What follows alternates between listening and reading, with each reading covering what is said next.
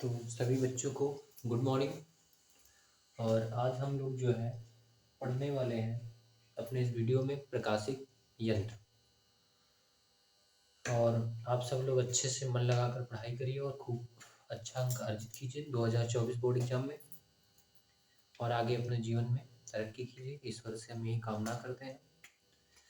तो टाइम जैसा कि आप सबके पास बहुत कम है, लगभग 26-27 दिन का टाइम शेष बचा है आपके पास। तो चलिए ज़्यादा टाइम वेस्ट ना करते हुए सीधा हम टॉपिक पे आते हैं। तो देखिए, इस चैप्टर में हमको सबसे पहले जो पढ़ना है वो पढ़ना है आंख की समंजन क्षमता। आंख की समंजन क्षमता पढ़ना है। तो देखिए, आंख की समंजन क्षमता होती क्या है, ठीक है। आप जानते हो कि जब कोई लेंस होता है तो उसके सामने हम अलग अलग जगहों पर जब वस्तु को रखते हैं तो हमें अलग अलग स्थानों पर प्रतिबिंब प्राप्त होता है, ठीक है। लेकिन नेत्र में ऐसा नहीं होता है। जो नेत्र का लेंस होता है वो सदैव प्रतिबिंब को जो है कहाँ बनाता है, रेटिना पर। चाहे यहाँ वस्तु रखी हो तो इसका भी प्रतिबिंब कहाँ बनाता है, रेटिना पर। चाहे वस्तु कहाँ हो, अनंत पे हो, तो उसका भी प्रतिबिंब कहाँ बनाता है, वो रेटिना पर ही बनाता है। तो इसका मतलब ये है कि नेत्र हर कंडीशन में अपनी फोकस दूरी को बदल ले रहा है। तो नेत्र ये जो अपनी फोकस दूरी को बदल लेता है, नेत्र के इसी फोकस दूरी के बदलने की क्षमता को ही हम कहते हैं नेत्र की समंजन क्षमता, ठीक है। मानव नेत्र के इस प्रकार से अपनी फोकस दूरी को समायोजित करने की क्षमता ही क्या कहलाती है, नेत्र की समंजन क्षमता कहलाती है, ठीक है। जो अब हम आते हैं अपने टॉपिक में, जो चैप्टर में पढ़ना है हम लोगों को। तो इस चैप्टर का जो सबसे पहला पॉइंट है वो है दर्शन कोण।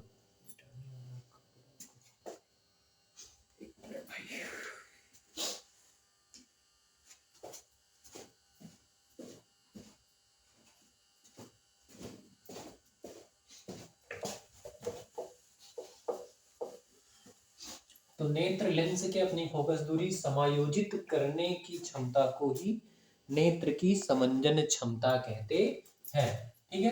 तो अब हमको पढ़ना है दर्शन दर्शन कोण। देखो नाम क्या है इसका, दर्शन कोण। दर्शन कोण ना। तो दर्शन शब्द का उपयोग हम लोग करते हैं, जा रहे कहते हैं कि जा रहे किसी धार्मिक स्थान पर दर्शन करने जा रहे हैं, ठीक है। जैसे हमारे यहाँ लोग कहते हैं जा रहे हैं भोलेनाथ शंकर भगवान के दर्शन करने, ठीक है। तो दर्शन करने का मतलब होता है कि वहां जो शंकर भगवान विराजमान है हम उनकी प्रतिमा को देखने जा रहे हैं। तो दर्शन का मतलब होता है देखना, ठीक है। और कोण का मतलब एंगल, एंगल मतलब कोण, ठीक है। तो इसका मतलब ये है कि जैसे ये आपकी नेत्र है, ये क्या है, नेत्र है आपकी, ठीक है। इस नेत्र के सामने कोई वस्तु यहाँ पे रखी है, कोई वस्तु यहाँ पे रखी है, ठीक है। तो इस वस्तु के द्वारा क्या होता है कि एक प्रकाश किरण जैसे यहां से आई और दूसरी किरण यहां से आई, तो इस वस्तु के द्वारा नेत्र पर यहाँ पे एक कोण बनता है। इस वस्तु के द्वारा नेत्र पर यहाँ एक कोण बनता है, जिस कोण को हम कहते हैं दर्शन कोण। जिस कोण को हम क्या कहते हैं, दर्शन कोण कहते हैं, ठीक है। तो एग्जांपल के लिए जैसे ये वस्तु यहाँ पे है, ये वस्तु क्या है, यहाँ पे है, और ये दूर है, हमको नेत्र से नहीं दिखाई दे रहा है। तो हम क्या करते हैं, एक प्रकाशिक यंत्र लाते हैं जिससे क्या होता है कि इस वस्तु का प्रतिबिंब यहाँ कुछ पास में बना लिया जाता है। वस्तु का नाम क्या है, ए बी, और इस वस्तु का प्रतिबिंब यहाँ पास में बना लेते हैं जिसको ए डैश बी डैश से लिखते हैं। तो इसके द्वारा यहाँ पे जो होता है एक बड़ा दर्शन कोण बन जाता है, ठीक है। वस्तु दूर था तो उसका दर्शन कोण कैसा था, छोटा था। वस्तु पास आया तो इसका दर्शन कोण क्या हो गया, बड़ा हो गया, जिसकी वजह से हमको वस्तु क्या हो जाएगा, बड़ा दिखने लगेगा। तो यहाँ पे जो ये बड़े दर्शन कोण बना है इसको हम लिखते हैं बीटा से, और जो छोटा दर्शन कोण बना है इसको लिखते हैं अल्फा से। छोटा दर्शन कोण जो बना है उसको किससे लिखते हैं, अल्फा से लिखते हैं। तो इसका मतलब हो गया, सबसे पहली बात तो दर्शन कोण क्या है ये समझना है हमको। सबसे पहली बात जो टॉपिक है अपना वो क्या है, दर्शन कोण। तो हमको तो ये समझना है कि दर्शन कोण वाकई में है क्या। तो दर्शन का मतलब होता है देखना, कोण का मतलब कोण। तो किसी वस्तु को नेत्र से देखने पर जो नेत्र पर कोण बनता है उसी कोण को कहते हैं दर्शन कोण। ठीक है, अगर वस्तु को हम केवल और केवल किससे देख रहे हैं, नेत्र से देख रहे हैं, तो जो दर्शन कोण बनेगा उसको किससे लिखना है, आपको अल्फा से लिखना है। और अगर हम उस वस्तु को किसी यंत्र की सहायता से देख रहे हैं तो यंत्र की सहायता से जब हम वस्तु को देखते हैं, यंत्र का मतलब सूक्ष्मदर्शी या दूरदर्शी, इनकी सहायता से अगर आप देख रहे हो तो ये जो है हमको रियल में प्रतिबिंब दिखाते हैं, वस्तु को डायरेक्ट नहीं दिखाते हैं। ये क्या करते हैं कि जो दूर वस्तु है, जैसे आप सूक्ष्मदर्शी की बात करें तो पास की छोटी वस्तु का वो क्या करता है, बड़ा प्रतिबिंब बना देता है। और जब बड़ा प्रतिबिंब होगा तो उसका दर्शन कोण क्या हो जाएगा, बड़ा हो जाएगा, वस्तु हमको बड़ा दिखने लगेगा। ठीक है, दूरदर्शी क्या करता है, दूर की वस्तुओं का बड़ा और स्पष्ट प्रतिबिंब बना देता है, जिससे उसको देखते हैं तो हमारा क्या हो जाता है, दर्शन कोण बड़ा हो जाता है। ठीक, तो दर्शन कोण क्या है, किसी वस्तु को नेत्र से देखने पर जो नेत्र पर एंगल बनता है, कोण बनता है, उस कोण को कहते हैं दर्शन कोण। ठीक है, तो दर्शन कोण समझ में आ गया क्या है, वस्तु को नेत्र से देखने पर बने दर्शन, वस्तु को नेत्र से देखने पर बने कोण को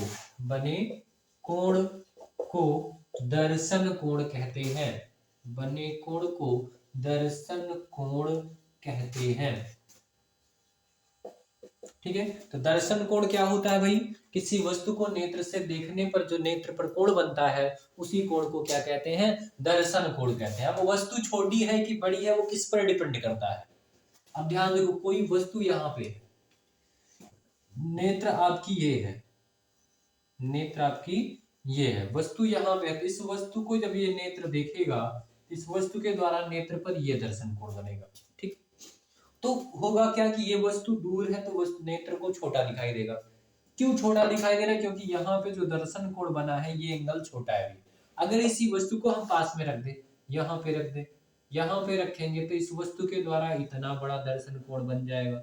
तो जब दर्शन कोण बड़ा हो जाएगा तो वस्तु क्या हो जाएगी, बड़ी दिखाई देगी। तो इससे यह स्पष्ट होता है कि किसी वस्तु का छोटा अथवा बड़ा दिखाई देना उस वस्तु के द्वारा नेत्र पर बने दर्शन कोण पर डिपेंड करता है। ठीक है, तो जब हम किसी वस्तु को नेत्र से देखते हैं तो उसके द्वारा जो दर्शन कोण बनता है उसको किससे लिखते हैं, हम अल्फा से लिखते हैं। ठीक है, और उसी की वस्तु को अगर हम किसी प्रकाशिक यंत्र की सहायता से देख रहे हैं तो उसके द्वारा जो दर्शन कोण बनता है उसको किससे लिखते हैं, बीटा से लिखते हैं।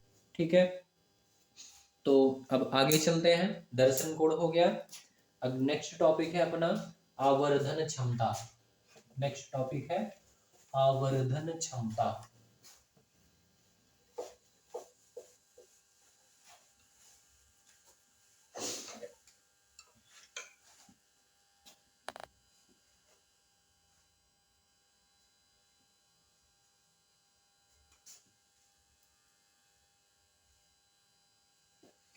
आवर्धन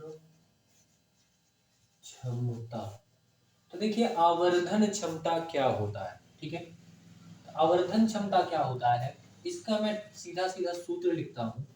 आवर्धन क्षमता, देखो आवर्धन क्षमता का मतलब होता है आवर्धित करने की क्षमता। तो आवर्धित करने का मतलब होता है बढ़ाना। ठीक है, अब वो किसी वस्तु को नहीं बढ़ाता है, उसके दर्शन कोण को बढ़ाता है। तो कोई प्रकाशिक यंत्र है तो उसकी अगर आवर्धन क्षमता की बात की जा रही है तो उसकी आवर्धन क्षमता का मतलब है कि वो किसी वस्तु के कितने बड़े, किसी वस्तु के प्रतिबिंब को कितना बड़ा से बड़ा बना सकता है, उसी की जो क्षमता है, बड़ा करने की जो क्षमता है, उसी को बोलते हैं आवर्धन क्षमता। आवर्धित करने का मतलब होता है बढ़ाना। वर्धित करने का मतलब बढ़ाना। तो किसी प्रकाशिक यंत्र के देखो ये नॉर्मली डिफिनीशन है, लिखने की डिफिनीशन नहीं है। किसी प्रकाशिक यंत्र के द्वारा किसी वस्तु के प्रतिबिंब को आवर्धित करने की क्षमता को क्या बोलते हैं, आवर्धन क्षमता कहते हैं। ठीक, लेकिन जो लिखने वाली डिफिनीशन वो यहां से नहीं है, तो उसकी डिफिनीशन क्या होगी, आवर्धन क्षमता बराबर होता है यंत्र की सहायता से,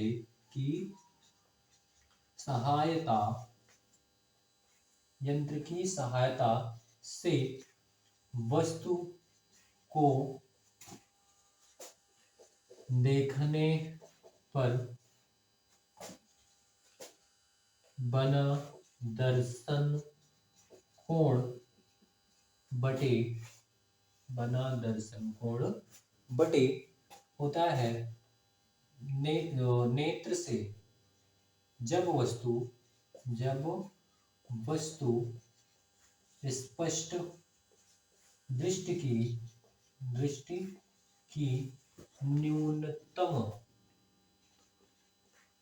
दूरी पर हो तो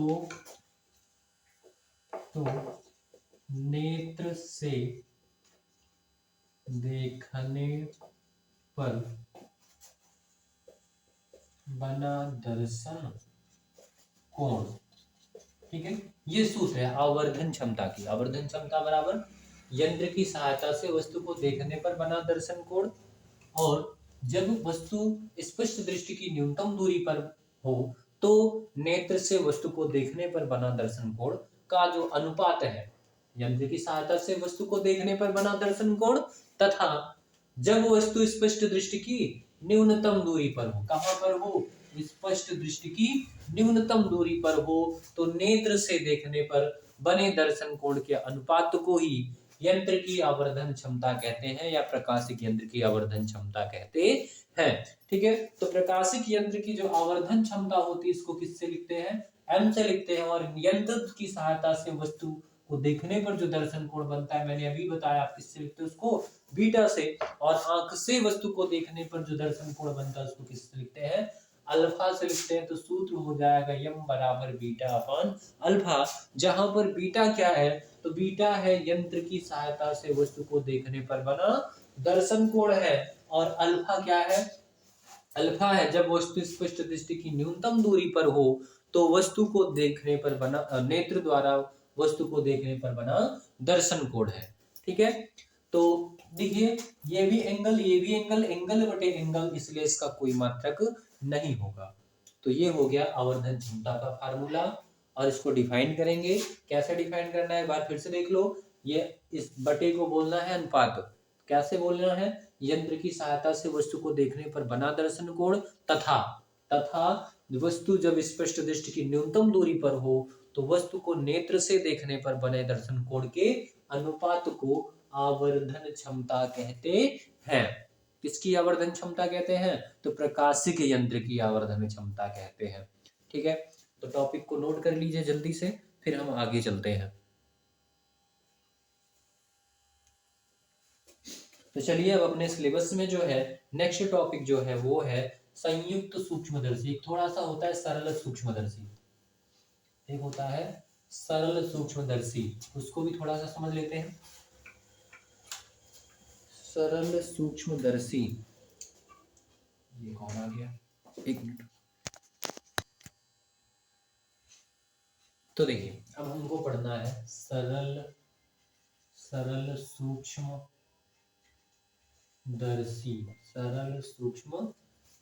पढ़ना है हम लोगों को। तो देखिए सरल सूक्ष्मदर्शी होता क्या है।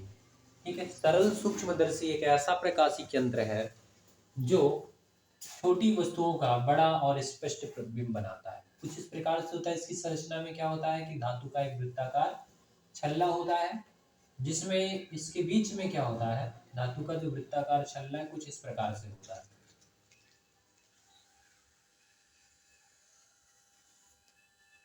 ठीक है, तो ये पूरा धातु का वृत्ताकार छल्ला हो गया, और इस छल्ले के बीच में क्या होता है, यहाँ पे छोटी फोकस दूरी का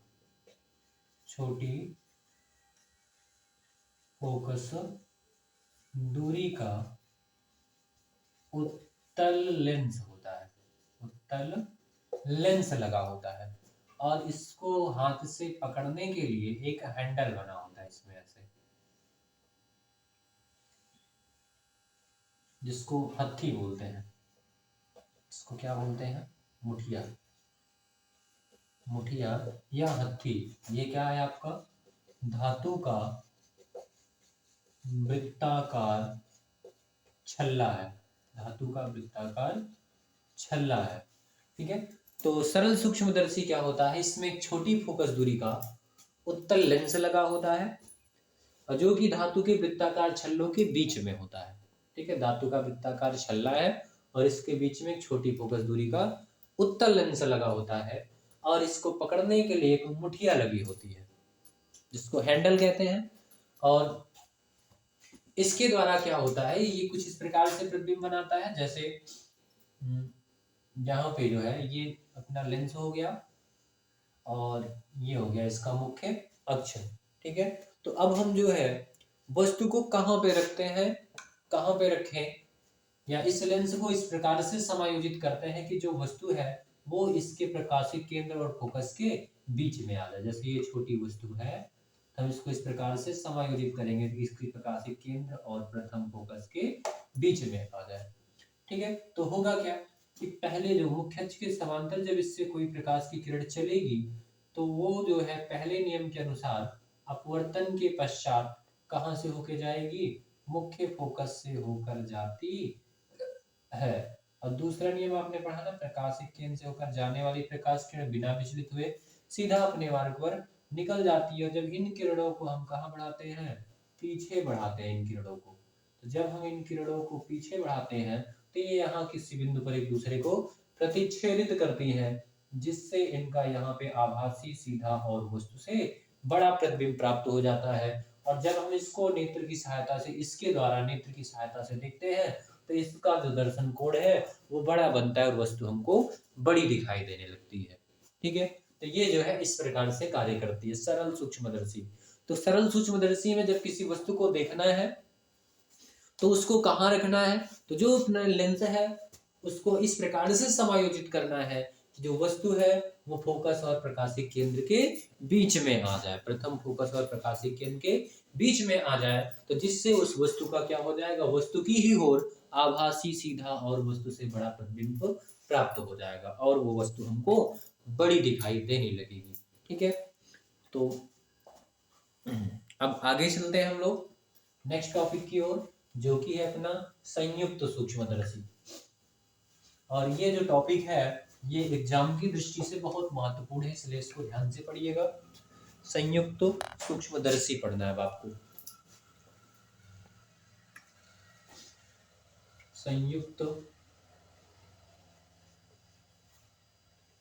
सूक्ष्मदर्शी, तो देखिए संयुक्त सूक्ष्मदर्शी होता क्या है। ठीक है, तो संयुक्त सूक्ष्मदर्शी की जो संरचना है, एक मिनट में अभी आया। तो देखिए संयुक्त सूक्ष्मदर्शी की संरचना में इस प्रकार के दो बेलनाकार धातु की नलियां होती हैं, जो मेरे पास है ये स्टील की है। ठीक है, तो इस नलियों में से एक नली थोड़ी सी पतली होती है, दूसरी कैसी होती है, थोड़ी सी मोटी होती है। ठीक है, और इन ये दोनों नलियां एक दूसरे के अंदर इस प्रकार से फिट होती हैं। ठीक है, और इनको एक तार के द्वारा बांध दिया जाता है, जिसको आराम से इधर आगे और पीछे ऐसे खिसकाया जा सकता है। ठीक है, और ये जो पतली नली है इसको रखते हैं हम वस्तु की साइड, और ये जो मोटी नली है इसको रखते हैं अपने साइड, जैसे जिधर से देखना है ऐसे नेत्र की साइड इसको रखते हैं। और यहाँ पे इस जगह पर, ठीक है, एक छोटी फोकस दूरी का उत्तल लेंस लगाते हैं। ठीक है, और ये जो लेंस होता है ये कहाँ होता है, वस्तु की साइड होता है, जिधर की वस्तु आपको देखनी है। इसलिए इस साइड जो लेंस लगा होता है उसको ऑब्जेक्टिव लेंस कहते हैं, अभिदृश्यक लेंस कहते हैं। और ये इधर जहां हमारी नेत्र होती है, इस नेत्र के साइड एक बड़ी द्वारक और बड़ी फोकस दूरी का लेंस लगा होता है, जो कि हमारे नेत्र की ओर होता है, जिसको हम नेत्रिका लेंस कहते हैं, आई लेंस कहते हैं। ठीक है, और ये जो व्यवस्था है, ये जिसमें एक नली दूसरे पर आराम से फिसल सकती है, इस व्यवस्था को बोलते हैं धातुर दंडुक चक्र व्यवस्था बोलते हैं। ठीक है, तो इस प्रकार से जो है ये नली, ये सूक्ष्मदर्शी बनाई जाती है। ठीक है, अब देखिए संयुक्त सूक्ष्मदर्शी में हमने आपको बताया ना, इसमें कैसे पतली नली होती है जहां पे एक छोटी फोकस दूरी का और छोटे द्वारक का लेंस लगा हो, उत्तल लेंस लगा होता है, और ये नली एक बड़ी सी, ये नली जो होती है एक बड़ी नली में ऐसे सेट होती है। ठीक है, बड़ी नली में ऐसे, और इस बड़ी नली में इसको आगे पीछे खिसका दिया जाता है, और यहाँ पे इसके जो किनारे का सिरा है यहाँ पे एक बड़े द्वारक और बड़ी फोकस दूरी का उत्तल लेंस लगा देते हैं। और इधर क्या होता है, वस्तु होता है, इसलिए इस लेंस को, वस्तु की साइड जो लेंस है वस्तु को ऑब्जेक्ट कहते हैं, तो ऑब्जेक्ट के साइड जो लेंस है उसको ऑब्जेक्टिव लेंस कहते हैं, और हिंदी में बोलते हैं क्या, अभिदृश्यक लेंस, अभिदृश्यक लेंस कहते हैं इसको। ठीक है, और इधर अपना क्या होता है, आंख होता है, इधर क्या होता है, आंख होता है। ठीक है, तो आंख की साइड का जो लेंस है उसको बोलते हैं आई लेंस। क्या बोलते हैं, आई लेंस, और हिंदी में बोलते हैं इसको नेत्रिका, नेत्रिका लेंस कहते हैं। ठीक है, और ये जो व्यवस्था है जिसमें एक पाइप के अंदर दूसरी पाइप है, इस व्यवस्था को बोलते हैं धातुर दंडुक चक्र व्यवस्था, व्यवस्था। ठीक है, और संयुक्त सूक्ष्मदर्शी को अगर डिफाइंड करना हो तो क्या डिफाइंड करेंगे, अब देखो इसके द्वारा हम करते क्या है, नाम है संयुक्त, मतलब इसमें दो लेंसों का समायोजन है। ठीक है, संयुक्त है तो इसमें समायोजन है, किसका है, दो लेंसों का समायोजन है। ठीक है, और इस समायोजन के द्वारा हम करते क्या है, तो सूक्ष्मदर्शी है, इसके द्वारा हम क्या करते हैं, जो पास की छोटी वस्तु है उसका बड़ा और स्पष्ट प्रतिबिंब बनाया जाता है। ठीक है, जिसकी सहायता से हम पास की छोटी वस्तुओं के बड़े व स्पष्ट प्रतिबिंब देख सकते हैं।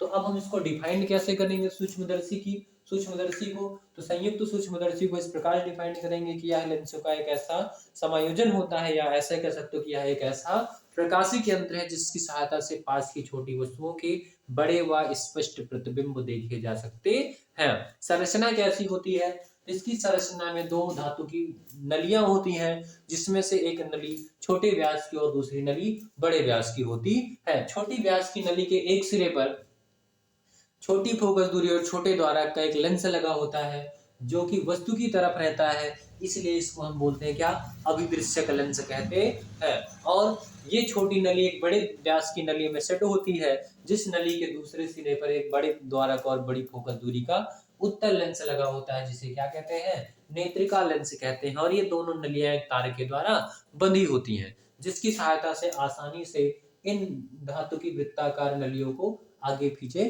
खिसकाया जा सकता है। ठीक है, और इसकी क्रिया विधि क्या है, अब हम इसकी क्रिया विधि आपको इसका डायग्राम खींचते समय समझाएंगे, इसकी क्रिया विधि क्या है।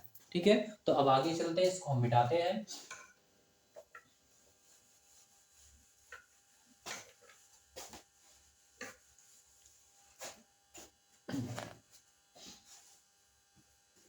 देखिए, तो इसका जो डायग्राम होता है, मैंने बताया ना अभी जस्ट आपको कि जो है ये एक छोटी फोकस दूरी का लेंस होता है, जो कि किधर होता है, वस्तु की साइड होता है, वस्तु की ही तरफ होता है ऐसे। और ये हो गया मुख्य अक्ष, और ये हो गया इसका फोकस, और ये फोकस हो गया, एक प्रकाशिक केंद्र हो गया इसका पहला। ठीक है, इस प्रकाशिक केंद्र को लिख दे रहे हैं हम ए से। ठीक है, और ये इसका फोकस हो गया एफ डैश, और ये हो जाएगा इसका फोकस एफ हो जाएगा। ठीक है, तो अब आपको पता है ना कि वस्तु को कहाँ रखना है, जब छोटी वस्तु का बड़ा प्रतिबिंब देखना है तो वस्तु को रखना है लेंस के फोकस, प्रथम फोकस और प्रकाशिक केंद्र के बीच में रखना है। तो ये हमने रख दिया वस्तु को यहाँ इन दोनों के बीच में।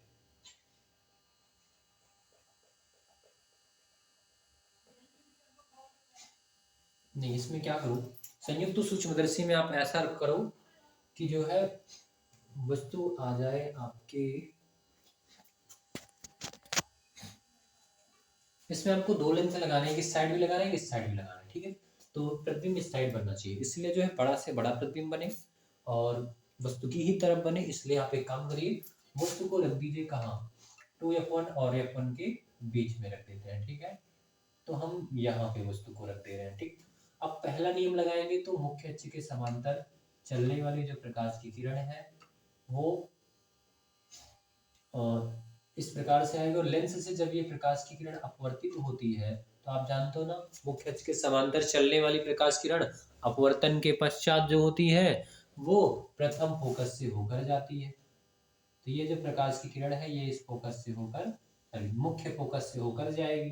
ठीक है, फिर नेक्स्ट सेकंड रूल लगाएंगे, तो प्रकाशित केंद्र से होकर जाने वाली जो किरण है वो बिना विचलित हुए सीधा अपने मार्ग पे निकल जाएगी। तो यहाँ पे दोनों एक दूसरे को प्रतिच्छेदित कर रही हैं, तो इनका जो प्रतिबिंब बनेगा वो यहाँ पे बन जाएगा, इसका जो प्रतिबिंब होगा यहाँ बन जाएगा। और वस्तु का नाम है ए बी, ये गड़बड़ा गया, यहाँ पे ए मत रखो, ठीक है, यहाँ का नामकरण रख दे रहे हैं ओ डैश, ओ यहाँ पे नाम दे दे रहे हैं ओ।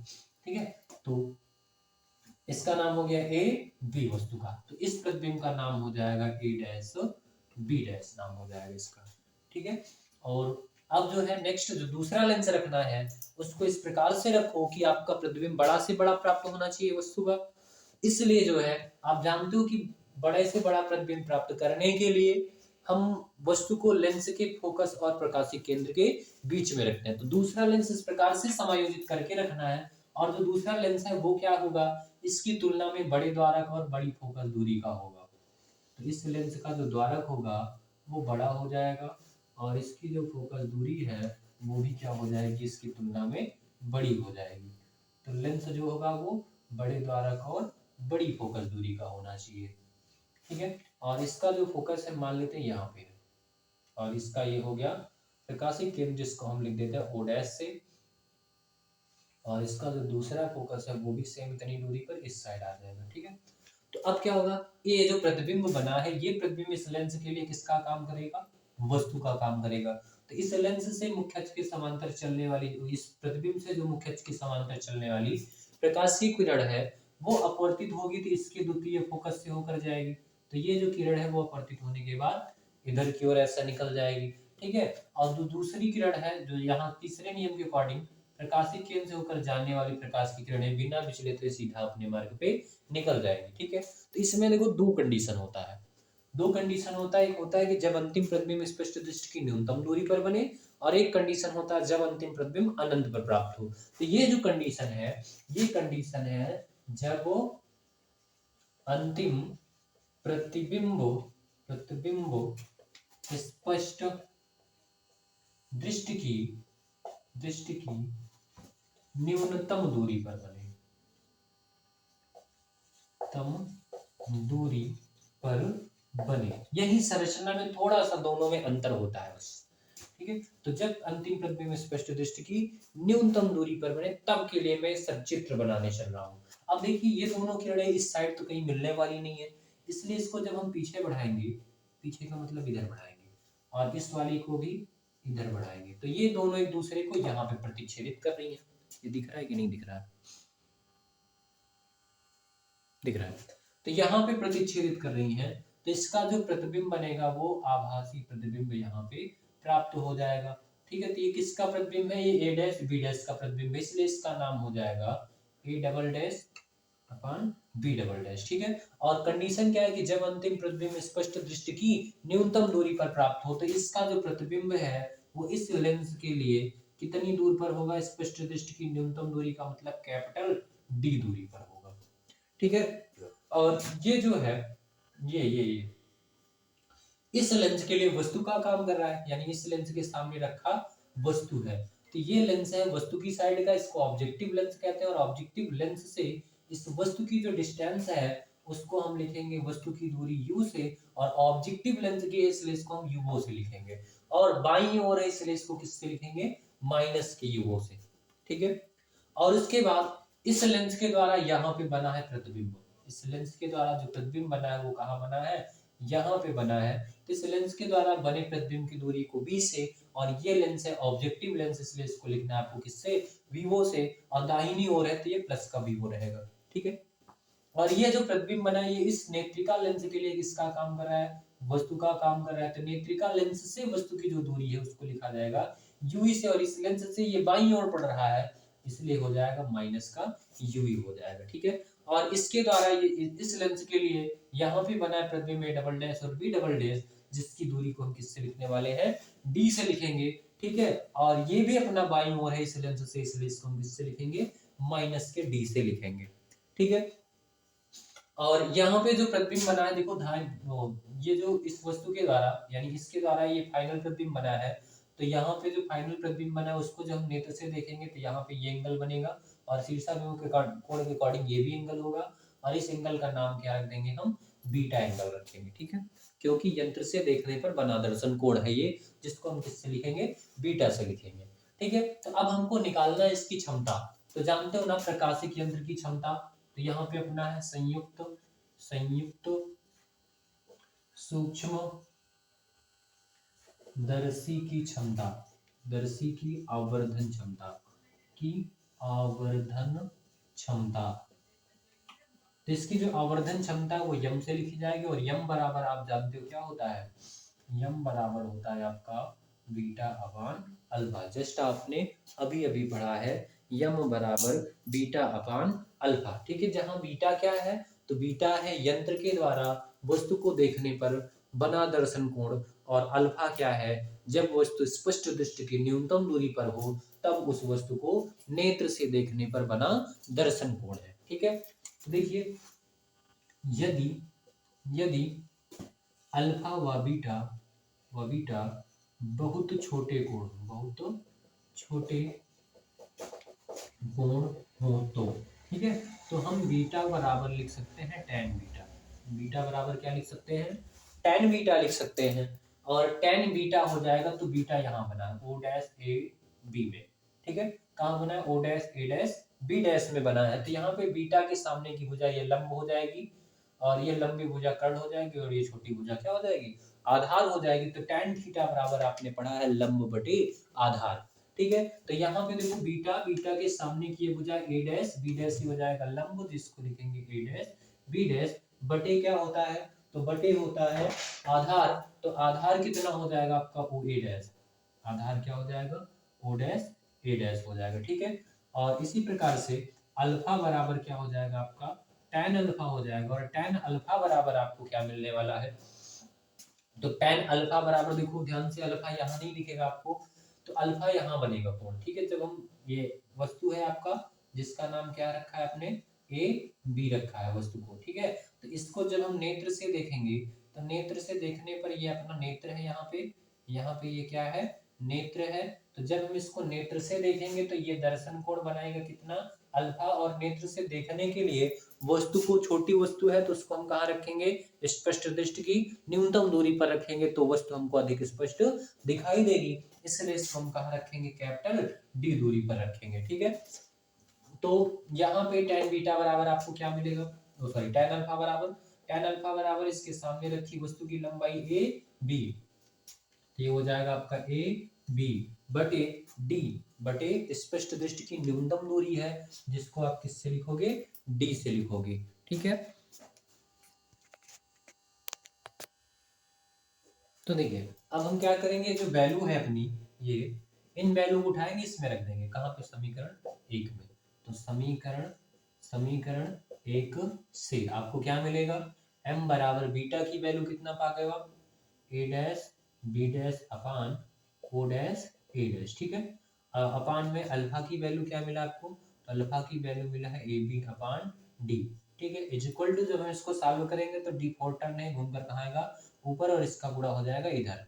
ठीक है, तो क्या मिलेगा हमको, a dash b dash a dash b dash into capital D upon में ये इसका गुणा इधर हो जाएगा तो हमको मिल जाएगा o dash a dash into A B. ठीक है, जिसको हम लिख सकते हैं यम बराबर क्या लिख सकते हैं, यम बराबर हम इसको लिख सकते हैं ये a डैश b डैश और इसके बटे में कर दीजिए आप ए बी इंटू डी अपान क्या हो जाएगा आपका o डैश a डैश हो जाएगा। ठीक है, अब जरा देखिए a dash b dash upon A B क्या है, तो a डैश b डैश ये है, देखो a डैश b डैश ना, ये है इस लेंस के द्वारा यानी अभिदृश्यक लेंस के द्वारा बने प्रतिबिंब की लंबाई है, अभिदृश्यक लेंस के द्वारा बने प्रतिबिंब की लंबाई है। और ए बी क्या है, तो ए बी इसके सामने अभिदृश्यक लेंस के सामने रखे वस्तु की लंबाई है। ठीक है, तो आपने पढ़ा है ना यम बराबर आई अपान ओ पढ़ा है, जो कि लेंस की क्षमता होती है। तो ये जो है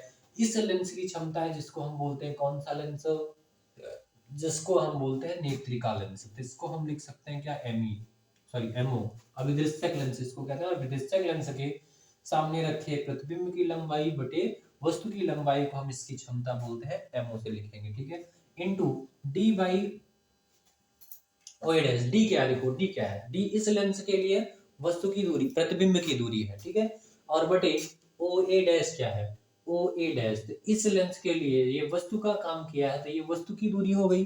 तो प्रतिबिंब की दूरी बटे वस्तु की दूरी को आप किससे लिखते हो, आप लिखते हो वो प्रतिबिंब की दूरी यानी v अपान u बराबर m होता है ना। तो v अपान u को हम क्या लिखेंगे, इसकी क्षमता है, इसको लिखेंगे किससे, me से लिखेंगे। अब इन दोनों की वैल्यू उठा के यहाँ पे रख देंगे और ये हो जाएगा इसकी क्षमता के लिए सूत्र, ठीक है। तो इन चीजों को थोड़ा सा इरेज कर देते हैं, इनका काम खत्म हो चुका है, यहीं पे काम कर लेते हैं थोड़ा सा, फिर चित्र को मिटाएंगे, ठीक है। तो देखिए यमो बराबर ना, m बराबर आपने पढ़ा है v अपान u, पढ़ा ना, i अपान o बराबर v अपान u पढ़ा है आपने, i अपान o बराबर v अपान u, यम बराबर पढ़ा है, ठीक है। तो यम को हम रखेंगे यहाँ पे v अपान u रखेंगे, ठीक है, या आप चाहो तो डायरेक्ट यहाँ वैल्यू पुट कर सकते थे, ठीक है, a dash b dash upon ab यानी कि i अपान o है, जिसके स्थान पे आप v अपान u रख सकते हो, नहीं तो ऐसे कर लो, ठीक है। तो अब ध्यान से देखिए i अपान o बराबर v अपान u है, तो यमो को हम लिखेंगे vo अपान u, यमो की बात है तो क्या लिखेंगे, vo अपान uo लिखेंगे, और जो uo है देखो vo क्या है, vo, तो vo प्लस में है तो vo प्लस में रहेगा, uo किस में है, माइनस में, तो uo किस में हो जाएगा, माइनस में हो जाएगा, ठीक है। तो ये यम बराबर मिलेगा, नीचे दिख रहा है कि नहीं दिख रहा है, नहीं दिख रहा है, चलिए यहाँ से लिखते हैं, तो क्या मिलेगा आपको, m बराबर मिलेगा mo, तो mo को क्या लिखोगे आप, vo अपान माइनस का uo, vo अपान माइनस का uo लिखोगे, ठीक है, इनटू me को क्या लिखेंगे, me को लिखेंगे हम लोग जो है, me को लिखेंगे, me को लिखेंगे, me को लिखेंगे ve अपान ue, v अपान ue, लेकिन देखेंगे कौन प्लस में और कौन माइनस में, तो जरा ध्यान से देखिए, तो इसके लिए, इस लेंस के लिए जो VE है यानी इसके द्वारा बने प्रतिबिंब की दूरी कितना है, माइनस का डी है, क्या है, माइनस का डी, तो इसके द्वारा बने प्रतिबिंब की दूरी माइनस का डी बटे इसके लिए जो वस्तु की दूरी है वो किसमें है, माइनस का यूवी है, तो यहाँ पे आप क्या लिखोगे, माइनस का यूवी लिखोगे, ठीक है, माइनस से माइनस ये कैंसिल आउट हो जाएगा और आपको मिलेगा यम बराबर वीओ अपान माइनस, माइनस को काम करो सामने लिख लो फ्रंट पे, तो यहां से मिल जाएगा आपको यम बराबर कैपिटल यम है, ये कैपिटल यम है, ठीक है, तो कैपिटल यम बराबर आपको मिल जाएगा माइनस का वीओ अपान यूओ इंटू डी अपान यूई, ठीक है, इंटू डी अपान यूई मिल जाएगा, ठीक है। अब यहां से जो है अलग अलग कंडीशंस के लिए अलग अलग फार्मूले अप्लाई होंगे, ठीक है। तो अब हम थोड़ा सा इसको यहां सॉल्व करने वाले हैं क्योंकि जगह कम है, तो चलिए यहां सॉल्व कर लेते हैं। तो इसमें कंडीशन नंबर 1 आ जाती है अपनी क्या, जब अंतिम प्रतिबिंब स्पष्ट दृष्टि की न्यूनतम दूरी पर बने, जब अंतिम प्रतिबिंब स्पष्ट दृष्टि की न्यूनतम दूरी पर बने, जब अंतिम प्रतिबिंब स्पष्ट दृष्टि की न्यूनतम दूरी पर बनेगा तो उस कंडीशन में जो है आपका जो वस्तु की दूरी है u बराबर क्या हो जाएगा, माइनस का यूवी हो जाएगा, और जो प्रतिबिंब है वो माइनस के डी पर बन रहा है ना, स्पष्ट दृष्टि की न्यूनतम दूरी पर बन रहा है, तो डी बराबर क्या, v बराबर क्या हो जाएगा, माइनस का डी हो जाएगा, तो सूत्र फोकस दूरी क्या हो जाएगा आपका, f बराबर f ही हो जाएगा, ठीक है। इन सभी वैल्यू को लेकर सॉल्व करते हैं, तो 1 बाई आपने पढ़ा f बराबर 1 by v plus 1 by minus 1 by u पढ़ा है ना, तो u कितना हो गया आपका, माइनस का u हो गया, v कितना हो गया है, माइनस का d हो गया है, ठीक है, और f कितना हो गया है, f ही हो गया है, f कितना हो गया है, f ही हो गया है, तो आपको 1 बाई f ही बराबर क्या मिलेगा, 1 बाई f ही बराबर क्या मिल जाएगा आपको, तो देखिए इसको आगे सॉल्व कर लीजिए थोड़ा सा, तो ये मिलेगा आपको 1 बाई एफ ई और ये इज इक्वल टू माइनस का डी, माइनस माइनस क्या हो गया, प्लस का 1/u हो गया है। ठीक है, अब आगे चलेंगे तो ये जो माइनस का डी है, 1/d है, ये इधर माइनस में इधर आएगा तो प्लस में मिलेगा, तो आपको क्या मिलेगा, 1/f प्लस का 1/d is equal to 1/u हो गया है। ठीक है, इस वैल्यू को उठाते हैं और यहाँ रखते हैं। ठीक है, इस वैल्यू को उठाते हैं और यहाँ रखते हैं। कहाँ पे रखेंगे, तो संयुक्त सूक्ष्मदर्शी की क्षमता में रखेंगे। संयुक्त सूक्ष्मदर्शी की क्षमता आप निकालेंगे, फाइनल क्षमता की क्षमता, वो भी कब के लिए, जब अंतिम प्रतिबिंब स्पष्ट दृष्टि की न्यूनतम दूरी पर बन रहा हो। तो यहाँ पे क्या मिला आपको, यम बराबर माइनस का वीवो अपान यूओ, माइनस का वीवो अपान यूओ इंटू डी इंटू 1/ue है ना, डी बटी यूई है, जिसको डी डी इंटू 1/ue आप लिख सकते हो। इसको ऐसे लिख सकते हो आप, यम बराबर माइनस का वीवो अपान यूओ, और डी बाई यूई को आप लिख सकते हो क्या, डी बाई यूवी को आप लिख सकते हो डी इंटू 1/ue लिख सकते हो आप। ठीक है, तो 1/ue की जो वैल्यू है वो है 1/fe प्लस 1/d। तो ये मिली है आपको 1/fe प्लस 1/d मिली है। ठीक, इस d का अंदर कर दो गुणा, तो आपको मिल जाएगा यम बराबर माइनस का वीवो अपान यूओ, डी का अंदर गुणा करेंगे तो डी बाई एफ और यहाँ डी का गुणा होगा तो डी बाई डी से डी कैंसिल हो जाएगा, प्लस का क्या मिलेगा आपको 1 मिल जाएगा। ये हो जाएगा जब संयुक्त सूक्ष्मदर्शी में अंतिम प्रतिबिंब स्पष्ट दृष्टि की न्यूनतम दूरी पर बने, तो ये हो जाएगा उसके लिए फार्मूला। जल्दी से स्क्रीनशॉट लीजिए। तो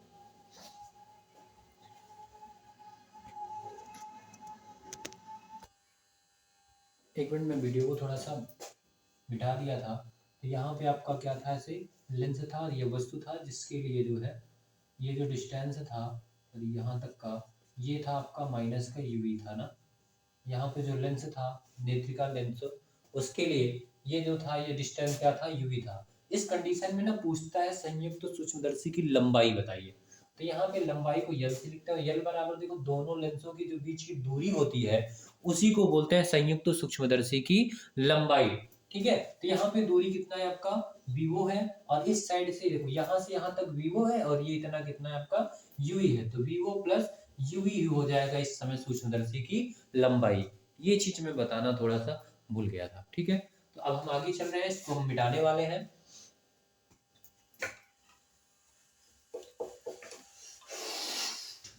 तेज है, ठंड में मारकर जो है लिख दो तो मिटाते नहीं बनता है। और ये जो सूत्र मैंने लिखा है Vivo into Vivo plus UV, ये केवल इसी कंडीशन में काम करेगा जब अंतिम प्रतिबिंब स्पष्ट दृष्टि की न्यूनतम दूरी पर बन रहा हो। ठीक है, अब जो हम पढ़ेंगे जब अंतिम प्रतिबिंब जो है अनंत पर बने, जब अंतिम प्रतिबिंब कहाँ पर प्राप्त हो, अनंत पर बने। जब अंतिम प्रतिबिंब अनंत पर बने, तो जब अंतिम प्रतिबिंब अनंत पर बनेगा तो उस कंडीशन में क्या होगा, अब ध्यान से देखिए उस कंडीशन में क्या होने वाला है। तो उस कंडीशन में जो अपना नेत्रिका लेंस है उसको इस प्रकार से समायोजित करेंगे, ठीक है, उस प्रकार से समायोजित करेंगे कि जो ये प्रतिबिंब बना है इस अविदृश्यक लेंस के लिए, ये प्रतिबिंब आ जाए उसके फोकस पर। ये प्रतिबिंब कहाँ आ जाए, उसके फोकस पर। आपने कंडीशन पढ़ा होगा ना लेंस में प्रतिबिंब के बनने में, जब वस्तु उसके फोकस पर होती है तो उसका प्रतिबिंब कहाँ बनता है, अनंत पर, और जब वस्तु अनंत पर होती है तो उसका प्रतिबिंब कहाँ बनता है, फोकस पर बनता है।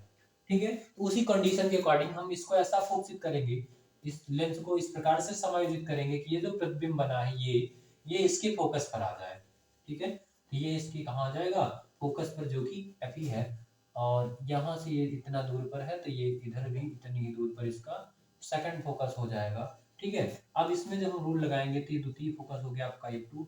अब इसमें हम रूल लगाएंगे प्रथम मुख्य अक्ष के समांतर चलने वाली प्रकाश की किरण अपवर्तन के पश्चात कहाँ से होके जाती है, मुख्य फोकस से होके जाती है। सेकंड रूल है कि मुख्य अक्ष के समांतर चलने वाली जो प्रकाश किरण है वो अपवर्तन के पश्चात प्रकाशिक केंद्र से होकर जाती है। कहाँ से होके जाती है, प्रकाशिक केंद्र से। तो अब जब ये प्रकाश किरण प्रकाशिक केंद्र से होके जा रही है तो दोनों इधर कैसे जा रही हैं, दोनों इधर कैसे जा रही हैं, समांतर जा रही हैं, और इनको हम इधर बढ़ाएंगे तो इधर भी कैसे जाएंगे, समांतर जाएंगे, और समांतर जाएंगे तो इसका प्रतिबिंब कहाँ बन जाएगा, अनंत पर, क्योंकि समांतर किरणें अनंत से आती हैं और मिलती कहाँ है, अनंत पे ही मिलती है जाके। तो जब ये किरणें अनंत पर मिलेंगी तो इसका प्रतिबिंब कहाँ बन जाएगा, अनंत पर बन जाएगा। ठीक है, इसकी क्षमता पूछता है, इस समय जब क्षमता निकालना होगा तब ध्यान से देखिए इसका अंतिम प्रतिबिंब कहाँ बन रहा है, अनंत पे बन रहा है ना। इसके लिए यू कहाँ है, इसके लिए यू जो है कितना हो जाएगा, ये जो प्रतिबिंब बना है जो ये यहाँ पे बना था, ये दूरी वीओ थी और ये इस लेंस के लिए किसका काम करेगा, यूवी का काम करेगा, वस्तु की दूरी है माइनस का यूवी, तो यहाँ पे हो जाएगा यू बराबर आपका माइनस का यूवी हो जाएगा। ठीक है, और इसमें प्रतिबिंब कहाँ बन रहा है, तो अनंत पे बन रहा है, तो v बराबर इनफाइनाइट हो जाएगा और यह बराबर क्या हो जाएगा, एफ ही हो जाएगा। इसको सॉल्व करेंगे हम लेंस के सूत्र से, तो 1/f बराबर 1/v माइनस 1/u होता है सूत्र, वैल्यू पुट करेंगे तो 1/f बराबर 1/v कितना है, तो v है आपका इनफाइनाइट और u कितना है आपका माइनस का uv है, u कितना है माइनस का uv, तो 1 अनंत क्या हो जाएगा, 0 हो जाएगा आपका, तो 1/f बराबर क्या मिलेगा, माइनस माइनस प्लस 1/ue मिल जाएगा, 1/f बराबर क्या मिल जाएगा, 1/ue मिल जाएगा इस कंडीशन में। ठीक है, अब हम वहां पे वैल्यू पुट कर देंगे, वहां पे जब वैल्यू पुट करेंगे तो संयुक्त सूक्ष्मदर्शी की आवर्धन क्षमता या इसकी जो क्षमता है वो क्या मिलेगी आपको, आवर्धन क्षमता क्या मिल जाएगी, एम बराबर वीवो अपान यूओ माइनस में वीवो अपान यूओ इंटू डी इंटू 1/यूवी की वैल्यू कितना मिल गया आपको, इंटू 1/एफ ही मिल गया है। ठीक है, तो यम बराबर हो जाएगा माइनस का वीवो अपान यूओ इंटू डी बाई एफ ही हो जाएगा, डी बाई एफ ही हो जाएगा। ये इस कंडीशन में जो है लेंस की और सूक्ष्मदर्शी की आवर्धन क्षमता हो जाएगी, कब के लिए, जब वस्तु का जो अंतिम प्रतिबिंब है स्पष्ट दृष्टि को अनंत पर प्राप्त होगा तो उस कंडीशन में। अब इस कंडीशन में सूक्ष्मदर्शी की लंबाई क्या हो जाएगी, सूक्ष्मदर्शी की लंबाई। ठीक है, इस कंडीशन में सूक्ष्मदर्शी की जो लंबाई है वो फिर से मैंने बताया ना, दोनों लेंसों के बीच की दूरी। इस समय देखिए ध्यान से, वीओ यहां से यहां तक वीओ है और यहां से यहां तक यूवी है, तो सूक्ष्मदर्शी की लंबाई n बराबर हो जाएगा आपको Vivo plus UV, Vivo plus क्या हो जाएगा, यूवी हो जाएगा। और ध्यान से देखिए हमने कहा था आप इसको ऐसा समायोजित करिए कि ये जो है ये प्रतिबिंब इसके फोकस पर आ जाए, और यहाँ भी देखो 1/f बराबर यूवी है तो f बराबर यूवी भी तो हो सकता है। ठीक है, तो जहां यूवी है वहां पे f भी लिख सकते हैं, तो यल बराबर हो जाएगा वीवो प्लस एफ भी हो जाएगा इस कंडीशन में, सूक्ष्मदर्शी की लंबाई का फार्मूला। ठीक है, तो ये हो गया, स्क्रीनशॉट ले लीजिए इसका।